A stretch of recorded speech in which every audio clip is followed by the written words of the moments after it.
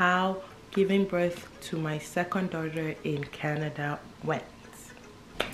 Hi guys, my name is Adima and you're welcome back to Parentscoop. So first things first, so my baby was overdue based on the estimated due dates. The girl did not come. I don't know, people kept telling me, oh, the second one always comes quickly. It did not come quickly for me, okay? She was past her due dates, and so in Halifax, Nova Scotia, what they said is they can't induce me, or she wasn't at risk or anything, so they were not able to induce me till I was getting to my 42 weeks. Anyways, so it was 41 weeks plus a few days. The doctor was like, okay, I will send in a referral so that they can book your induction. And I don't know, I didn't really research about getting induced because I just thought my first one came 2 weeks before her due date, so maybe this one will come at least on her due date. I was ready, but the girl said so anyways, fast forward, the doctor had sent in the referral. It was Thanksgiving Day, so they called me and they were like, we have a space to, like, a room for your induction, however it's in a hospital that's further, it's not the one that's closer. And in my head I'm like, do I really want that hospital? And the lady was like, no pressure, but just know that, you know, it's a long wait list and we don't know when we'll get you in, but we'll try our best. And I'm like, okay, give me 5 minutes, let me talk to my husband. Clear, we're like, no, actually we'll just wait for the shorter hospital that was closed. And then as soon as, you know, I said that to her, I was like, wait till, like, what if they don't have room in the closer hospital for a long time? Like, will they keep me 2 weeks overdue, 4 weeks overdue? I was scared. The next day after Thanksgiving, I remember that night I had woken up to go pee, and of course insomnia caught me. After I woke up, I could not sleep back. So I was watching something on my phone, and then they called again. This was now around 4 or 5 a.m. and they were like, oh yeah, we have room for you at the closer hospital, but you need to come in that day. I'm like, sure, yes, let's go. She told me to come in around 9 a.m. I should eat before coming because as soon as I get in, I will not be able to eat. Got ready, carried my bag, and then my husband drove me down there. And the traffic, because of the timing, like that was during rush hour, the traffic was too much traffic. In my head I'm like, thank God I'm not having contractions right now, because I cannot imagine having contractions and being in this traffic. Maybe I would have called an ambulance. Anyways, I remember calling them in the car too. I'm like, oh, I'm running late, there's traffic, but I'm going to be there so that they don't give my spots out. Before they say this girl is not serious, let's give her room to somebody else. I just quickly called them. I said, I'm coming. She said, don't worry. We got in there. Again, this time I am not in any pain at this point. I am woo-ha, I can walk, I am laughing, I am chatting.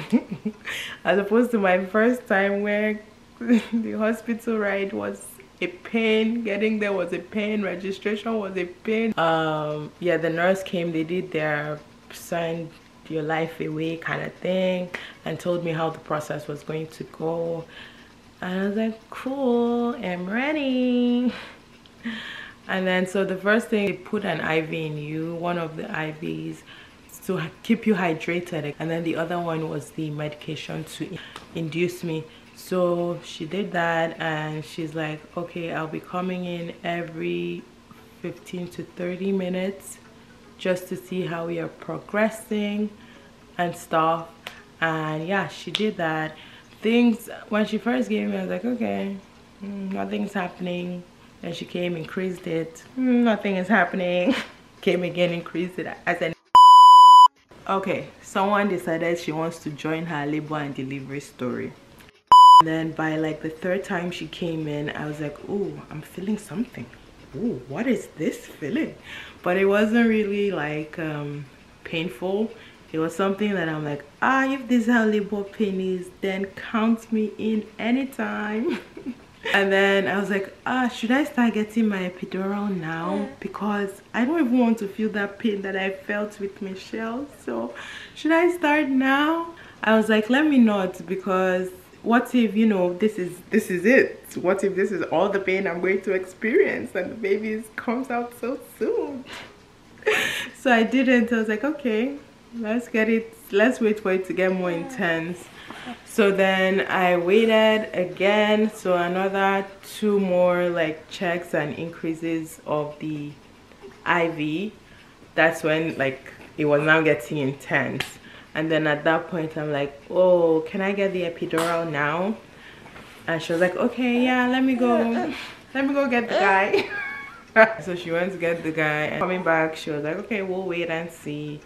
And then the guy did not come yet. So we keep waiting for this guy to bring this epidural. And at this point, again, the pain wasn't so crazy. It was still a bit manageable, but it was quite intense.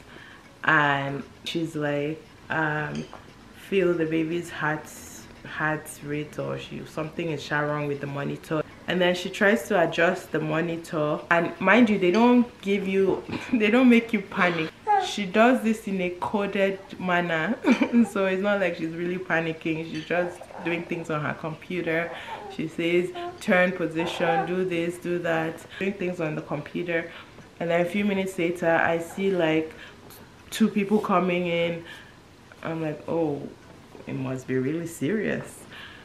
And then the doctor came in and told me to go like on my tummy, and I should kind of stay there for a while. And then they were able to get her heart rates again.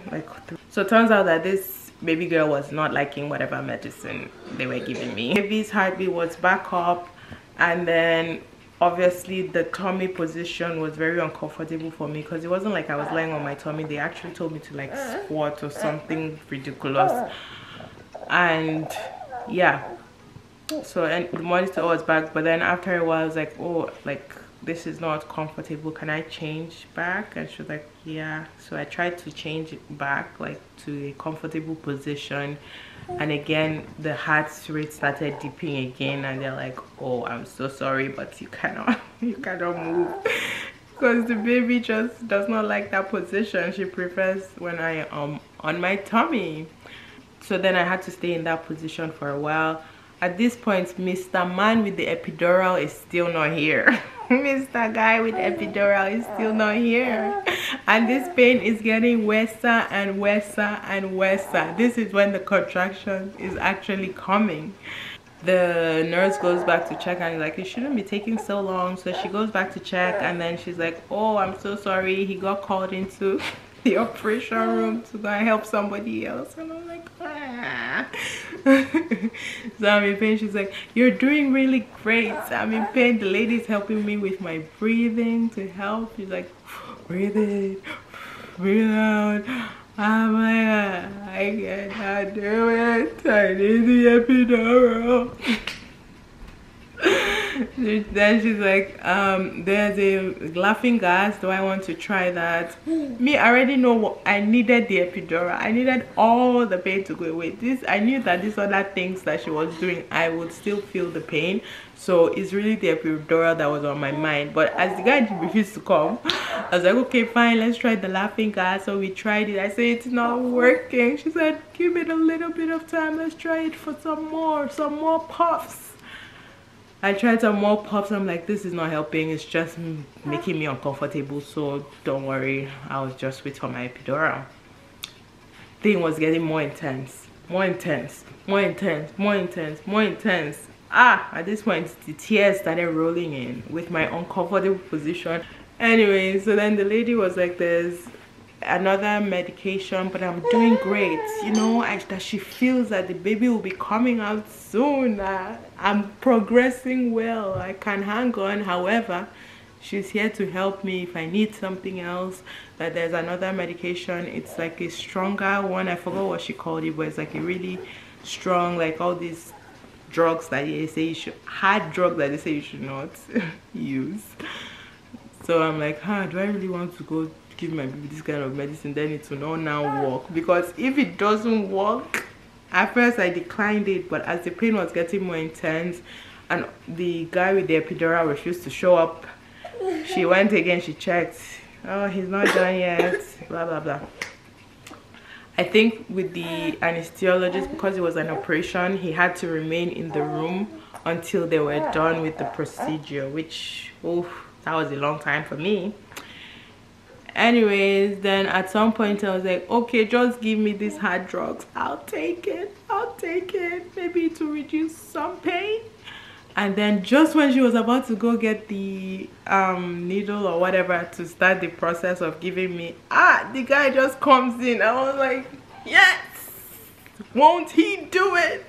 And in pain, I'm just like, here they go again, you are going to sign your life away, your side effect could be this. I'm like, bro, this pain is too much, give it to me now.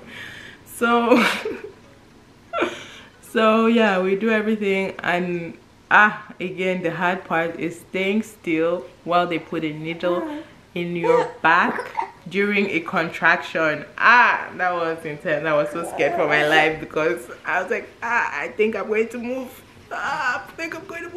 The nurse was like, hold my hands, hold my hands. I was holding her so tight, I felt sorry for her. Anyways, yeah, so they finally gave me the epidural, and tell me while I was still feeling something.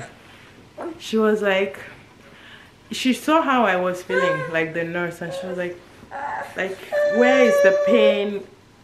Like, I don't know. She was trying to help me out. This nurse was so good. She was actually so nice. I'm like, oh, I see why people use doulas now, because at that point she was acting like my doula. She was so supportive. She was holding like my hands. She was, you know, helping me with my breathing technique. Hi, say hi to the people. Anyway, so the epidural worked, but it didn't work fully for me. Oh my god, I was so sad, because I kept telling her I need to poop, I need to poop. I was feeling some sharp pain. Like, I told her I need to poop. She said it's not poop, it's the pressure of the baby's head. So I was like, are you sure? I think I really need to poop. And then she checked me. She was like, oh, I'm not fully dilated yet, so it's not yet time to push. And then a few minutes later, like 10 minutes later, I'm like, oh, this pressure is getting worse. Like, are you sure I don't need to poop? And she kept on saying, no, she doesn't think so, but she'll call the doctor to come check my dilation again this time instead of her checking. So I went in around 9 a.m. I think they didn't give me my first dose of the medication till 10. But this was around 4 or 5 o'clock now, when the pressure was getting worse. Pressure is getting worse. The pressure is getting worse. The pressure is getting worse. Yeah, so this was around 4 o'clock, and then around 4, yeah, when the doctor came in and checked me. So he was checking me, and then like, ooh, I feel the head, that the baby is ready to come now. Yeah, again, all I could feel at this point was just that pressure of the head. But yeah, I don't know why the epidural didn't take that thing away. Anyways, yeah, so he was like, yep, baby's ready, everybody's coming in. They, you know, these people, they're very efficient. Like, everybody comes in, all the tools are ready, you know. Like, okay, it's time to push. You gotta push when you feel the pressure of the baby. And this time I did feel the pressure of the baby. So she was like, okay, 1, 2, 3. They counted me. I was like, ah. And then, because the epidural did not work fully, when she actually was coming out, oh my goodness, when I thought contraction pain was bad, that pain, Jesus, it was like they lit fire in me. Something, it was bad. I was like, oh my god, I screamed. See, when people are screaming in the delivery room, they are not joking. It's not a Nigerian movie. It is real stuff. It's real thing they are feeling, okay? Anyway, I remember I screamed. I was like, oh my goodness, I didn't feel that with Michelle's birth because the epidural worked well. But this time I felt it. I felt it all. And then to even make it worse, they were like, oh, you have a tear. I'm like, oh my god, like that's not enough. So when the baby came out, they put her on me, and at this point I was actually shivering. I don't know why. I was just like shaky.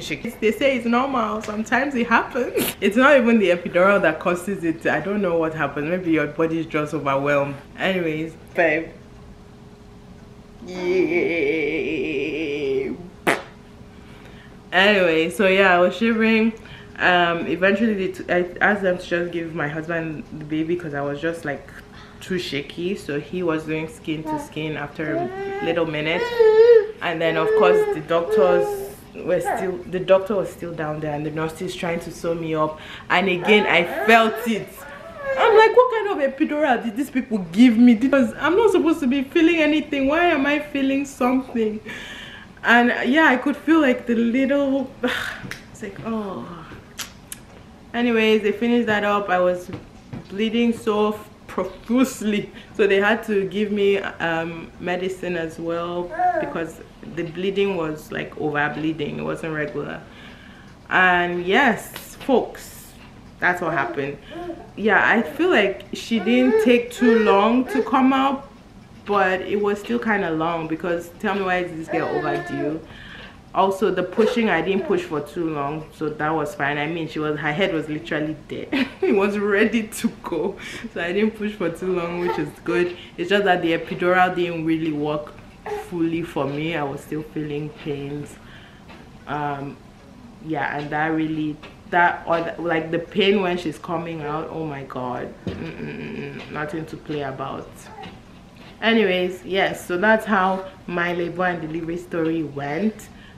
It was the before process, like getting to the hospital was much of a happier ride, but I still had to go through, unfortunately, those contractions, because I guess that one was my fault. Because if I had asked for that epidural earlier than I did, then maybe the guy wouldn't have been in the operating room at the time I asked. But yes, that's how it went for me. Thank you so much for watching. Be sure to subscribe and like the video.